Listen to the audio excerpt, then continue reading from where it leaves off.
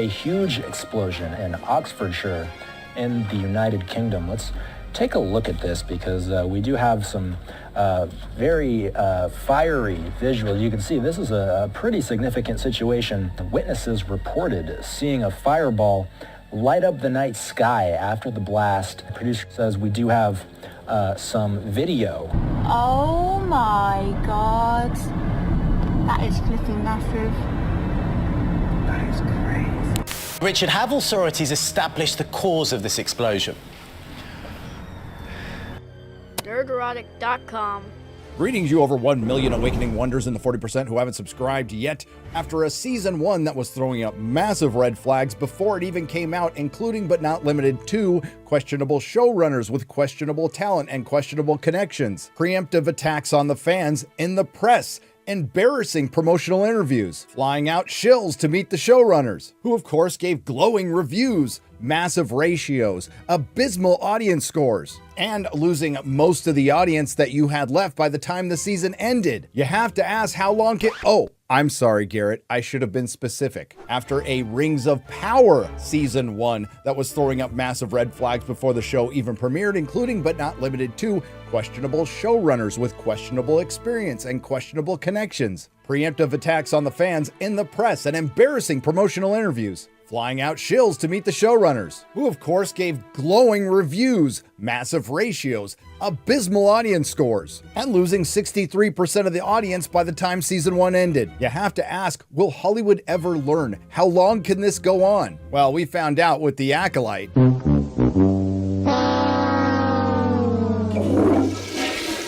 But when your show is the vanity project of a megalomaniac Bond villain billionaire who has the pocket change to drop $42 million on a massive 10,000-year cuckoo clock that ticks once a year in the Texas mountains, that's totally not a cover for a secret base. I guess as far as the Rings of Power is concerned, it's gonna be a long time. And I can hear you ask another question. Will Amazon learn from the mistakes they made in season 1? Well, at least they fixed one big problem, getting rid of all those male directors. And I gotta give credit where credit is due. At least they didn't release this season on the anniversary of Professor Tolkien's death. And to answer your second question, no, Amazon did not learn from their mistakes.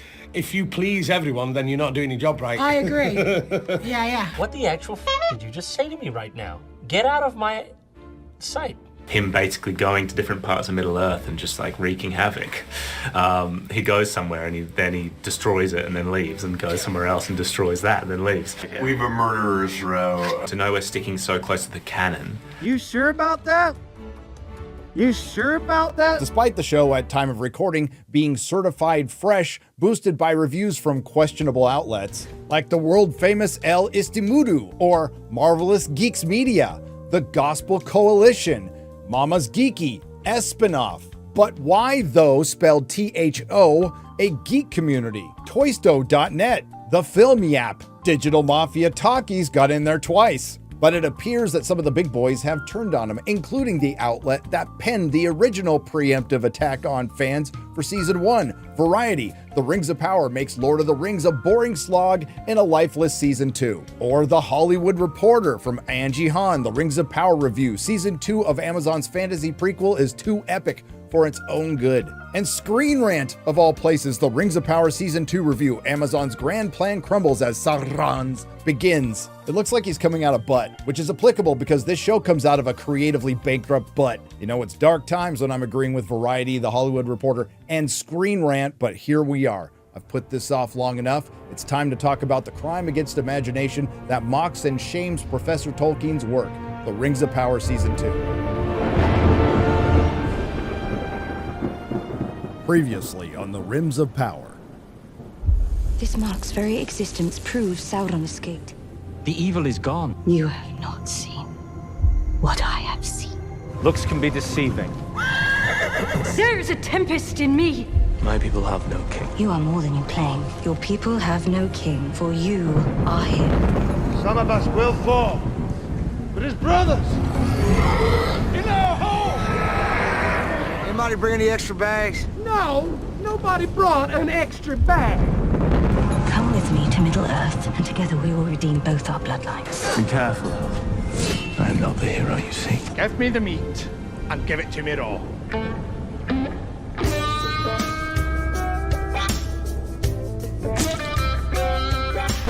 A few inches later. My name is Daryl Weathers, and I'm with the Construction Workers Union. I work with a lot of fine men who have families to feed. Now, I don't know about y'all, but we worked long and hard to get our pay up to a level where we can make a decent living. And these knife ears took our jobs. Yeah, they're down. Well, they took our job. There is no king of the Southlands. The line was broken. Tell me your name. I have had many names. Sauron lives because of you!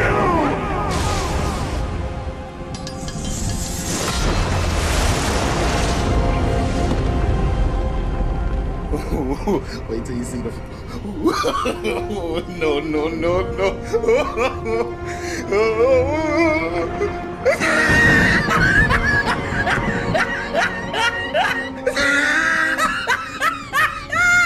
Look at his lips! And a year full of repurposed sequels and prequels filled with repurposed dialogue and scenes, it shouldn't surprise anyone that the Rings of Power Season 2 Episode 1's very first line is Sauron repurposing some Gandalf dialogue from the books. But stories are told of Sauron's fall long, long ago. That is so, but always, after a respite, the shadow takes another shape and grows again. Always after a defeat, the shadow takes another shape and grows again. And no, obviously this isn't Charlie Vickers' Halbrand / Sauron. It's a flashback with some pudgy guy who looks like he just got back from a Ren fair. Retardatar, the Lord of Snacks. In the books, after the defeat of Morgoth, Sauron lays low for a few hundred years and not much is known until now. Thank Eru, we have the keen minds at Amazon, including their all-female director staff, to give us the untold story. Turns out Fatatar, the Lord of Ding Dongs, is going to take over for Morgoth and crown himself the new Dark Lord. And his coronation is in front of a crowd of orcs that quite frankly look good. Unfortunately, they're for a modern audience. They're kinder, they're gentler, they're misunderstood. And they just want to hang out with their Papa Adar, one of many characters Amazon completely made up, formerly portrayed by Joseph Mawley. He's one of two actors who had the good sense to leave this show after season 1. And what do you know it? Sauron gets betrayed by recast Adar. And Sauron, the great dark sorcerer, master of phantoms and shadows, lord of werewolves, slayer of the king of Gondor, Elendil, slayer of High King Gil-galad, oops, spoilers, gets Caesared by a dozen sensitive orcs. And this all happens in a fortress in Fadadwaith, which, if you remember, is the same fortress where Guy Ladriel killed an ice troll in under 10 seconds. And for you, Legolas, this is a new bow, so that you may kill a troll as quickly as I did, in under 10 seconds. Anywho, Sauron turns into the Venom symbiote, eats a rat, a millipede, and a peasant woman, and turns into Halbrand. So Tolkienian. And since Tolkien is so slow and prodding with his multiple invented languages, his meticulous world building, and that pesky characterization, Amazon decided to speed things up a bit. Well, there's people who every time I look at something, it looks like it could be improved. You know, there's something wrong with it. And instead of Sauron laying low for 500 years, it's like a day. After that, Sauron runs into an NPC who speaks fluent platitude. There's another life waiting for you. You just have to turn toward it. But our fates are never certain, and fortunes can turn for even the most powerful. A sure path may crumble, but there's always another. Often, it can lead us someplace better. What? And in the very next scene, which is probably that night, they know each other so well, Mr. Platitude knows when he's having bad dreams. Nightmares again? What haunts you so? Of the legal. All of us have done things that we care not to admit. And this just so happens to be the ship that gets destroyed by the monster from season 1 that puts Sauron on a raft where he meets Guy Ladriel in the middle of the ocean. Now, why on Middle Earth would you want to remind anyone that that scene actually happened? But the only explanation is they're proud of it. That's right, Galadriel, who was hunting Sauron, runs into him in the middle of the ocean. They eventually end up on a ship, so you can ship Galadriel and Sauron. Get it? Don't believe me? In an official promo from Amazon for the Rings of Power Season 2, they mention Halandriel. The Halandriel tease, I love you! Oh! For shipping Sauron and Galadriel. And did you hear that noise? That was Tolkien's grave exploding again. Here's an idea. Why don't you ship Galadriel with, say, her husband Celeborn, who's very much alive in the books? And it's time for another repurposed scene. Remember when Arwen was chased by the Nazguls in Lord of the Rings?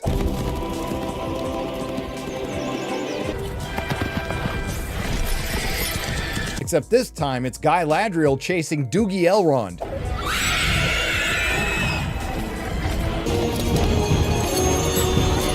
Now, Galadriel is trying to get the 3 Rings of Power from Elrond, who wants to destroy him because Galadriel conveniently left behind a scroll that tells everyone that Halbrand was Sauron. Eventually, Galadriel and Doogie Elrond end up in High District Manager Gil-galad's office. And the jig is up, and Galadriel finally has to admit that Halbrand is Sauron. She knew it and didn't tell them. He played a part in the forging of the Rings of Power, and she wanted to jump his Barad-dûr. Now in the books, the 3 Rings of Power, Narya, Nenya, and Vilya, were the last Rings of Power forged alone by Celebrimbor without Sauron's direct influence prior to the forging of the One Ring. So they acted differently, and their purpose was to slow the natural decaying of the world. But because Amazon knows better in the show, they forged the 3 Elven Rings of Power first. And it's only because it was Galadriel's idea, and the Master Smith of Middle-earth, Celebrimbor, just learned about this thing called alloy from Sauron. Aside from the fact that within the frame of the show, every bad thing that happens now is directly Galadriel's fault for not telling anybody Halbrand was Sauron, she gets a slight talking to from High District Manager Gil-galad, who now demands that Elrond give back the rings. Instead of doing that, Doogie Elrond acts as a surrogate for the audience and jumps off a cliff.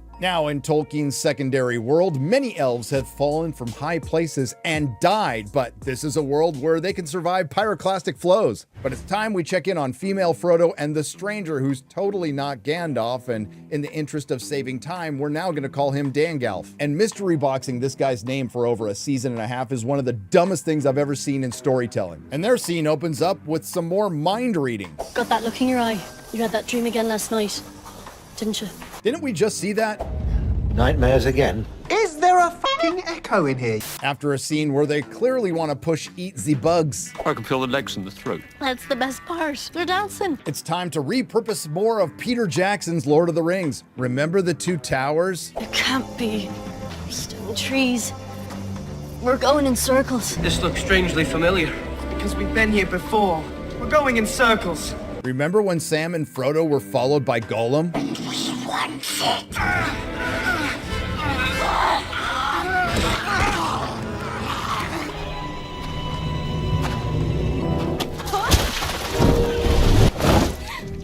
It turns out they're also being followed by some Easterlings who look like something out of Farscape, a show that is 1,000 times better with 1,000th of the budget. Now, of course, Doogie Elrond survives, and he goes to a character that we've been waiting to see, Círdan the Shipwright, a ring bearer, an elf with a beard, the oldest and wisest of their kind. You know how I know this? Please forgive the unexpected nature of my visit, but I have nowhere else to turn. You are the oldest and wisest of our kind. Who walks up to anybody and says this? Hey Garrett, you're the reasonably intelligent and quarter blackest of our kind.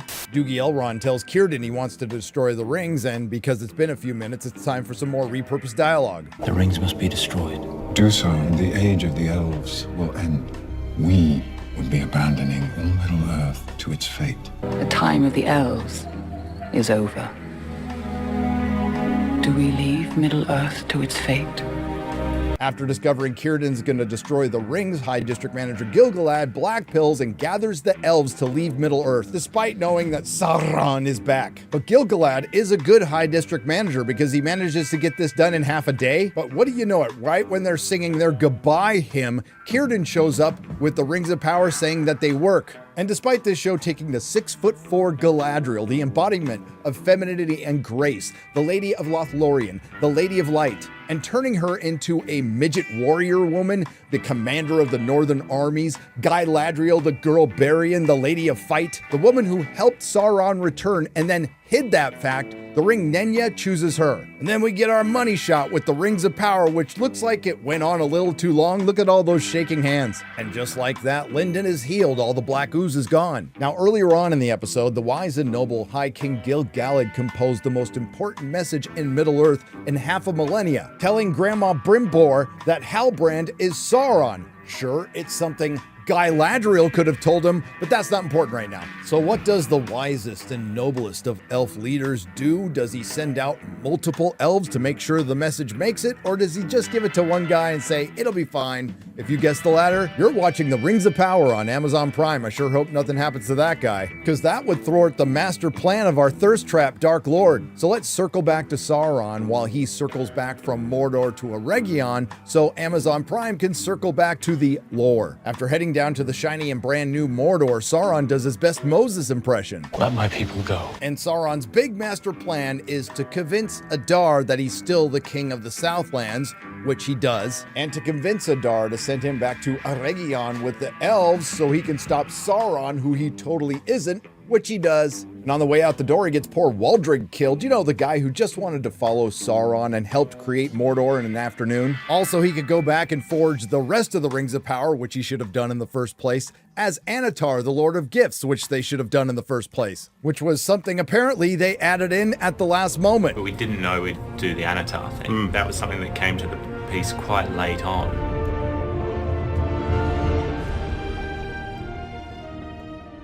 Give me the meat. Back to Galadriel, who has a vision of Celebrimbor, who basically blames her for everything that's about to happen. What news? I've had an unexpected visitor. He has returned already. Are they not seeds you planted? He ain't lying. And the reason she's having these visions is because the rings have rekindled them. Oh, what's that? It's time for some more repurposed dialogue. You believe the rings have kindled your ability to see that which has not yet come to pass. And some things that have not yet come to pass. But now High District Manager Gil-galad is finally going to do something now that he knows who Sauron is, no thanks to Galadriel. So they plan to attack the brand new shiny Mordor. How do they know Sauron is there? What of the whereabouts of Sauron? Our spies indicate that Sauron was last seen traveling into Mordor. I mean, I'm not sure how, seeing that no one knew who Sauron was at the end of Season 1 when he entered Mordor. Would he have just thousands of elves hanging around the mountains? And how in the hell did they miss all those orcs digging trenches from Season 1? And how would they know what Halbrand looked like? Despite the show being long and prodding, it obviously borrowed the teleporter from the later seasons of Game of Thrones, and you have no idea how much time has passed. But at least those elven spies hanging out in mountains and recognizing people they've never seen before can at least send messages that get received. Because wouldn't you know it, that one lone guy with the most important message in Middle-earth for the last 500 years, Halbrand is Sauron, gets killed. That was a lucky break for the Dark Thirst Lord. Now, credit to the show, they did mention in passing that other messages have been sent to Grandma Brimbor, but they've been unanswered. Our letters to Celebrimbor have all gone unanswered. I fear Sauron may be in Eregion. Now, did High District Manager Gil-galad do anything about it? Nah. Galadriel had to talk him into it. And that's a good thing, because Halbrand goes back to Eregion, where everyone is clueless that he's Sauron. Well, isn't that convenient for you? And after playing hard to get for a little while, Grandma Brimbor invites Sauron in to manipulate and seduce him into creating more rings that they should have made before the Elven rings. And as far as this statement from the showrunners is concerned, so many of us in the LGBT community see ourselves in Tolkien's writings. Any chance we'll see ourselves on the show? Maybe you have already. Grandma Brimbor is my pick. Hey, guess who's back? Back again. Slim Lady's back. Tell a friend. And apparently everyone outside of Eregion knows that Sauron is back and that he's taken a new form. Sauron's shadow is deepening. It is said he has taken a new form to deceive his enemies. And Feminem works for a dark wizard in Rune that either Amazon made up, or worse, they're going to do something stupid like make him the Witch King of Angmar. And before anyone says that doesn't make any sense, for one, you're right, but that hasn't stopped them. Case in point, the possibly made up dark wizard and Feminem are after Dangal, female Frodo, and female Sam. They send out some bad guys from Mad Max, no, not the real Mad Max, Fury Road or Furiosa. And this gives them another opportunity to give us some repurposed scenes.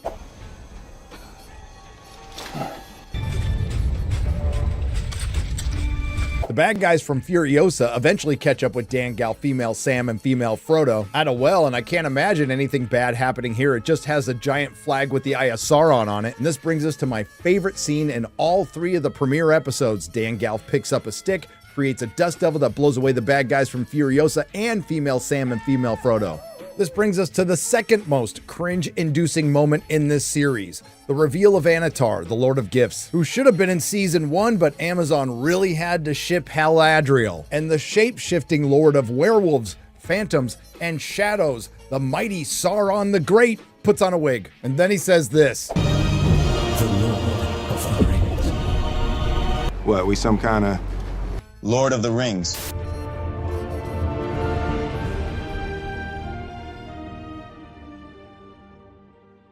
Oh, and if you thought the repurposing was over, oh, my sweet summer child, the man who cut the ring from Sauron's hand, Isildur, surprisingly enough, didn't die at the end of season 1. Apparently, he was caught by Shelob. You know, Isildur wakes up in a spider cave and has to fight Shelob in the first sequence, so... And not just any Shelob. Ungoliant is a primordial being that formed into a giant spider that helped Melkor destroy the trees of Valinor, who also happens to be an ancestor of Shelob, and I'm still holding out for baby Shelob. And my prayers have been answered, according to the Nerdist from Maxim Baldry. So was that Shelob you fight in episode 3? In episode 3, it's Shelob. It's baby Shelob. Oh, fuck off! Aside from all the aforementioned problems with this show, one of its biggest is being packed with characters you could give a crap about, meandering around in an uninteresting, unengaging, creative, bankrupt story that's filled with and-thens. And then Isildur finds his horse, meets a girl I could give a crap what her name is, and runs into Dawn Lemonless. This brings us to the second person who had the good sense to leave this show after season 1, the actress whose name I cannot pronounce who played Bronwyn, because she dead. And it's a damn shame we're not going to get that Guess Who's Coming to Second Breakfast. And now Dawn Lemonless is a single dad to Theo, that's at least until he goes out to get some pipe weed and never comes home. One of the worst travesties of this show, which there are many, is the Númenóreans and their moob armor. They're all supposed to be an average height of 6'4", and Elendil is supposed to be almost 8 feet tall. That's why they call him Elendil the Tall. Instead, we get a bunch of people who look like YouTubers. Now, to be fair to Amazon, they have to play it fast and loose with the timeline. The events from the books that this fanfic is derived from happens just a little bit after the forging of the Rings of Power, but it's not long, only 1800 years. And instead of Ar-Pharazôn forcing his cousin Muriel into marriage to seize the throne, Amazon has chosen a different path because they wouldn't want to rob Muriel of her agency. It sounds like it's pretty easy to become a king in the Rings of Power. You either need to steal a necklace or stand next to an eagle. Unfortunately, Amazon missed an opportunity to fix what Peter Jackson didn't do in his films. The eagles can talk. Now, one of the few compliments I gave the Rings of Power was the looks of the dwarves and Khazad-dûm. Unfortunately, their storyline was incredibly boring and it was filled with the first female dwarf of color in this show, Disa. Literally. The show insinuates Sauron causes an earthquake that collapses the sun shafts of Khazad-dûm, making it impossible for the famous vegetarian dwarfs to grow their crops. But let's be real, Disa could probably skip a couple meals. You think this is about food? Yup! And despite the dwarves hollowing out an entire mountain, the Dwarven Health and Safety Inspector says they can't dig new sun shafts. Other than that, the rest of the dwarf storyline is wasted with Disa yapping and waiting for Durin the Fourth to talk to his dad, Durin the Third. But they're in luck. Thanks to Sauron, Grandma Brimbor offers the dwarves a deal. You give us Mithril, we'll make you some rangs. Hey, remember Peter Jackson's The Hobbit? Harold Elrond said he could think of little else than helping his dwarven friends. He speaks of you so fondly. Funny, he's never mentioned you. You have your grandfather's bearing. I knew Throrp when he ruled under the mountain. Indeed. He made no mention of you. Eventually, the Durins reconcile and agree to the deal, and the forging of the Rings of Power out of order has begun. It looks like Season 2 is going to be the character assassination of Sauron, just like Season 1 was the character assassination of Galadriel, but they're not quite done with her yet. Galadriel finally has to come to terms with something she never had to deal with in the books: falling under the influence of Sauron. Now, Tolkien is famous for a lot of things, but mostly for his use of language. It is unequaled, while the Rings of Power's use of dialogue is a good argument for AI. From the writing staff that gave us this banger. Do you know why a ship floats and a stone cannot? What? The ship has a secret. For unlike the stone, her gaze is not downward but up, fixed upon the light that guides her. Keep in mind, these writers went on strike to get more money so they can give us more of this. Sauron used me, and under his hand I was played like a harp to a melody not of my choosing. And yes, they're really leaning into the shipping, and this is character assassination right up there with Indiana Jones and the Dial of Dysentery, Han Solo in The Force Awakens, Luke Skywalker in The Last Jedi, and the Doctor in Doctor Who. Sauron looked inside you, plucked the very song of your soul, note by note, making himself out to be exactly what you needed, the lost king who could ride you to victory. Things go well, I might be showing her my O face. Oh. You know what I'm talking about. Oh.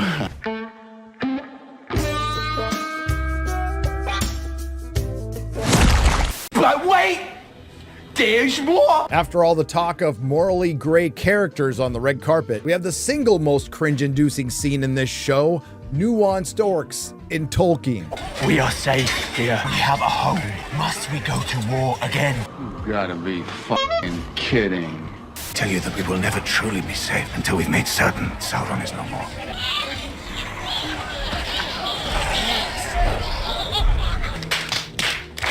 But you guys just don't understand. The orcs just want to multiply, raise their kids, be evil, and practice their corrupted form of life in peace. This has sparked a debate online that's been going on in the Tolkien fandom for quite a while. Are orcs evil? Yes. Are they irredeemable? Well, that's something that's perfectly fine to discuss within the works of the professor, but if you're trying to use it to justify anything in this show while ignoring everything else, Be silent. Keep your forked tongue behind your teeth. fuck this show. As I said with season 1, this is the most expensive fan fiction ever made. And season 2 is no different. It plays out like a boring, contrived, soulless series of events with all the charm of an HR seminar, reducing the lore in the books to Easter eggs. And while this is a horrible adaptation and a crime against the imagination, there was some effort put in, because you really need to try to butcher the characters of Galadriel and Sauron this badly. Numenorians didn't look like programmers at Google. Miriel wasn't blinded in a war because she was never a warrior. Gandalf wasn't running around in the desert with female Sam and female Frodo, and he wasn't in the Second Age at all. There was no dark wizard in Rune with Feminem. There's only one Durin at a time. Galadriel wasn't a midget sex-starved Sauron simp, commander of the Northern Armies. Sauron didn't cry. But hey, at least we have Warner Brothers' War of the Rohirrim. You know nothing of war. I'm the fastest rider you have.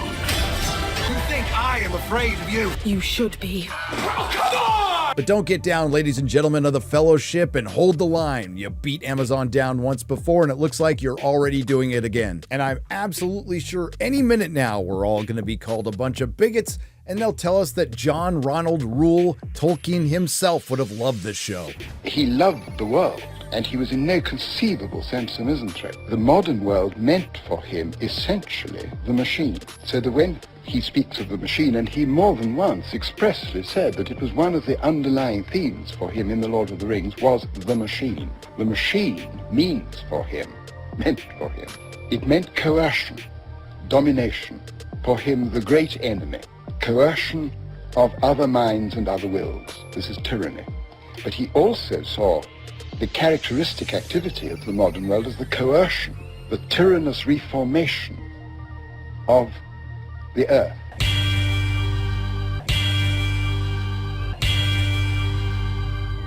Nerdrotic.com. If you like what you heard, please like, share, and subscribe. If you didn't like what you heard, I thank you for listening this long. I will see you in the next video.